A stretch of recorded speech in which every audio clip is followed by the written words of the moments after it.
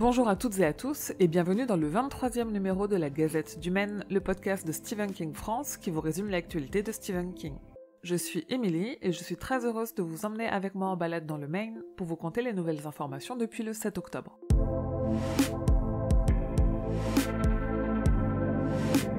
À quoi ressemble l'enfance quand on a Stephen King pour père? Comment se construit-on avec tous ces monstres? Comment se fait-on son propre nom d'écrivain de fantastique et d'horreur quand on a un des maîtres pour père? Joe Hill a écrit un article dans lequel il parle de tout ça, dans une belle déclaration d'amour et d'admiration pour son père. La traduction est à lire sur le site. L'évêque de Bangor a rendu son avis sur la volonté de Tabitha et Stephen de transformer leur maison. Le conseil a validé leur demande, la célèbre maison de Bangor devrait donc se transformer petit à petit en centre d'archives de King, retraite pour auteurs et accueillir les locaux de leur fondation. Audible continue sur sa lancée et a ajouté à son catalogue de livres audio le roman Bazar, qui est lu par Maud Rudigos pendant un peu plus de 28 heures tout de même.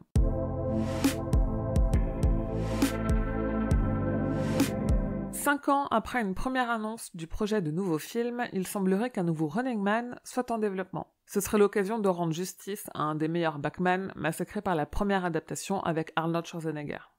Je vous en ai déjà parlé, le film Les Évadés fête cette année ses 25 ans. À cette occasion, un livre sur les coulisses du film a été publié en anglais, et en France, on aura bientôt un Blu-ray Steelbook. Et Sony s'y met aussi, et nous prépare pour le 6 novembre un coffret Blu-ray 4K du film Stand By Me. Si on n'a pas encore le détail des bonus, on sait déjà que ce coffret contiendra 5 cartes, une affiche du film, et un livret de 16 pages avec des photos et des notes de production. Et si vous avez Netflix, vous avez sûrement déjà regardé la dernière adaptation de Stephen King, le film Dans les hautes herbes.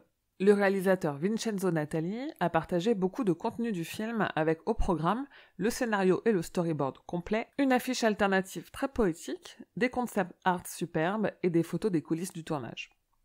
Côté série, on a aperçu Mick Garris, le réalisateur de la première mini-série Le Fléau, rendre visite à Josh Boone sur le tournage de la nouvelle mini-série Le Fléau. D'ailleurs, de nouveaux noms se sont ajoutés au casting, Eion Bailey et Teddy Vezak, rôle que King jouait lui-même dans la première adaptation. Catherine McNamara et la folle Julie Laurie, et Hamish Linklater et Dr. Ellis. Le casting de l'Outsider avance aussi, puisque deux nouveaux comédiens ont été annoncés, Derek Cecil et Max Beasley. Mais surtout, on a eu les premières images de The Outsider. HBO a dévoilé une bonne annonce de 2 minutes qui promet une belle fidélité au roman de King et à son ambiance glaçante. Une bonne annonce qui a été l'occasion pour OCS de confirmer qu'ils diffuseront la série en France à J+1 des États-Unis, c'est-à-dire dès le 13 janvier 2020. I'm as baffled by this conflicting evidence as you are. His prints are all over the crime scene. The TV footage puts him 60 miles away. He can't have been in two places at once.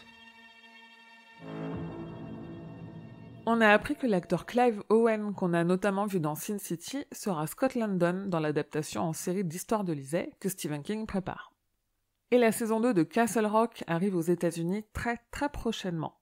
2 des principaux acteurs se sont confiés sur leur rôle dans cette saison 2. Lizzie Kaplan nous parle de son personnage Danny Wilkes et de l'héritage de Kathy Bates, et Tim Robbins nous parle de son rôle de Reginald Pop Merrill.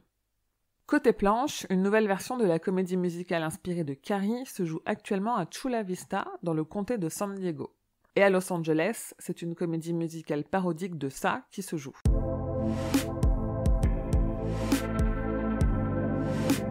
Le site de la chaîne Arte propose en replay un documentaire de 13 minutes sur Le Maine inquiétant de Stephen King. Ce documentaire inédit est en français et il est disponible jusqu'à octobre 2021. Côté podcast, grâce à un partenariat avec le Forum des Images, je vous ai mis à disposition l'enregistrement audio du cours de cinéma que Guy Astic a donné au Forum des Images le 11 octobre. Il y parle de l'enfance et de l'adolescence dans l'œuvre de King. C'est à écouter sur le flux de la Gazette du Maine, sur toutes vos applis de podcast, sur Spotify, sur Deezer ou même sur le site. Dans vos kiosques, en cet automne kingien, le magazine littéraire français Lire a sorti un hors-série spécial Stephen King de 80 pages. Au programme, sa vie, son œuvre, ses inspirations, ses héritiers, et un extrait inédit de son prochain roman, L'Institut. Les auteurs du livre d'anthologie D'après une histoire de Stephen King, François Caux et Mathieu Rostac, m'ont invité à parler des adaptations de King dans leur podcast Discordia. Et est sorti un autre livre sur les adaptations de King, chez Bragelonne cette fois-ci, écrit par Yann Nathan. J'ai pu l'interviewer et il vous confie tout sur sa méthode de travail et sa vision du travail de King et des adaptations. À Chicago, un bar s'est complètement thématisé d'après le Ça de Stephen King. Il propose des animations, des visites de certaines parties de la maison de Nabal Street et des cocktails sanglants. Sur les réseaux sociaux, King attend avec impatience la sortie du prochain Michael Connelly, The Night Fire. Il a partagé de la musique de John D. Williams pour un dimanche qui rock, et il a conseillé la série Emergence, tout en se moquant quand même des 13 producteurs et coproducteurs.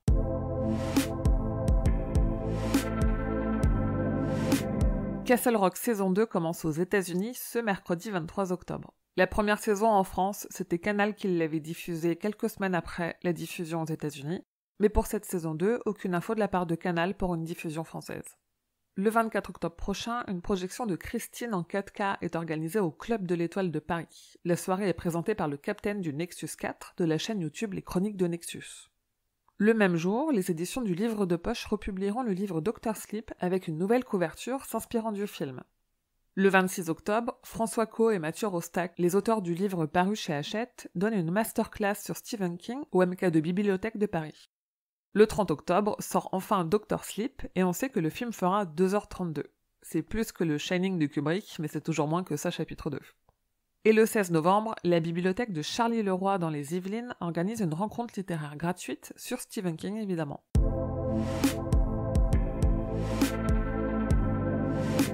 C'est tout pour l'actualité de King, je vous dis rendez-vous dans 2 semaines pour l'épisode numéro 24. Si vous aimez ce podcast, pensez à me laisser une petite étoile ou un commentaire sur l'application sur laquelle vous l'écoutez. Vous pouvez aussi en parler autour de vous pour l'aider à grandir et me soutenir en participant au Tipeee, ça me permettra de continuer à développer le site, les réseaux sociaux, ce podcast et d'autres partenariats.